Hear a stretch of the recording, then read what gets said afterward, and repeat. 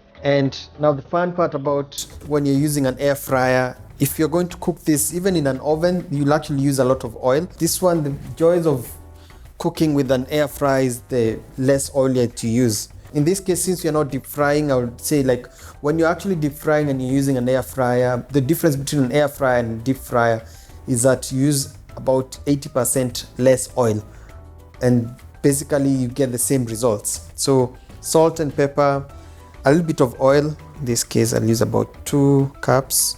That should be enough. Now I'm going to turn on the air fryer first. It's a good idea to preheat it.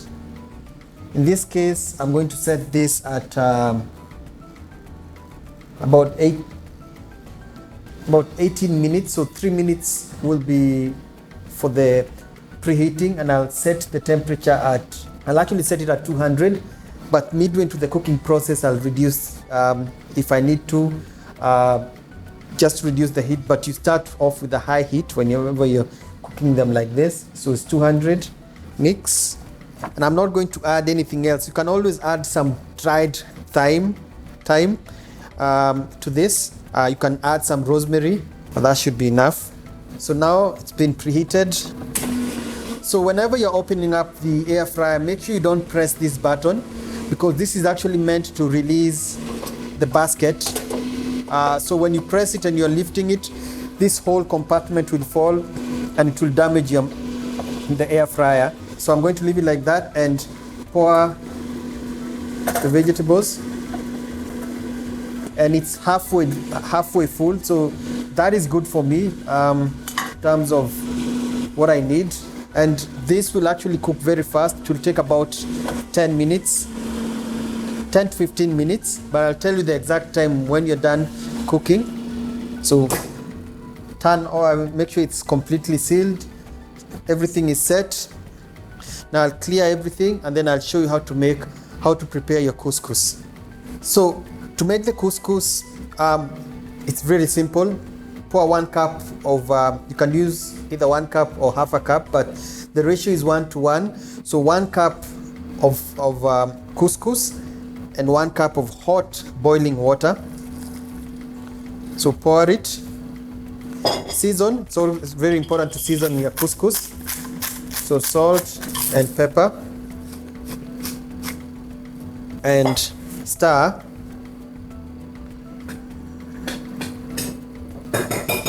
And cover it. So you just let it sit for about 5 minutes, or until all the water is soaked up into the couscous. And by the time it's soaked up, couscous will be ready. Wow, that's exactly what I was looking for. The browning, you can see it's properly evenly browned. Now I did not even stir the vegetables while I was cooking them, midway in the cooking process, and it's because the Philips air fryer has when the hot air is blown. Let me lift this. You have the star shape down here that actually makes the hot air revolve around the air fryer. So the vegetables will be cooked from the bottom and from the top, and that's it. And they have very less oil, minimal oil. Now I'm going to place them in my container. So that's exactly what I was looking for in terms of the vegetables being nice and crispy. If I could taste the carrot actually is the hardest one, which it has a crunch to it. Can taste the salt, the seasoning is good. Now to make it more delicious, it goes very well with some balsamic vinegar. So about a teaspoon of balsamic vinegar, and also for flavor, I'm now using olive oil because olive oil has flavor and I want the olive oil taste in this. Mix the vegetables. The tanginess from the balsamic is good. Now the couscous is ready as well. So for the couscous to be cooked, it will just only need a fork. It's ready. Just make sure you finish off all the lumps using a fork. And it's also a good idea to also taste it so that you know if you need more salt, especially when I mix it together with the vegetables. It's a good idea to give it a taste just to be sure it's seasoned. Now couscous tastes like rice. It's actually a wheat product. It's a North African staple, but it's made from wheat, and it's like their rice. This is what, if you their staple for people, some people is rice. Now this is theirs. And by the way, for this recipe, I've not tried it with rice, but I think even rice can work with this. So if you can't get couscous, you can try it with some rice, cooked rice. So I'm going to add a little at a time. So this is definitely a balanced meal because the starch is the couscous and the vegetables. And to finish off this combination, I'll add some feta cheese. And this is something you can actually make in a very short while. For the vegetables, it actually took me 15 minutes in the oven. So while you're doing this, this whole meal can actually take you 15 minutes to prepare because while the vegetables are actually 20 minutes, including the cutting time. While the vegetables are cooking, you're making the couscous. When it's ready, just add the vegetables to the couscous like I've done. And then now I'll be serving it on a plate together with some feta cheese. So let's serve now.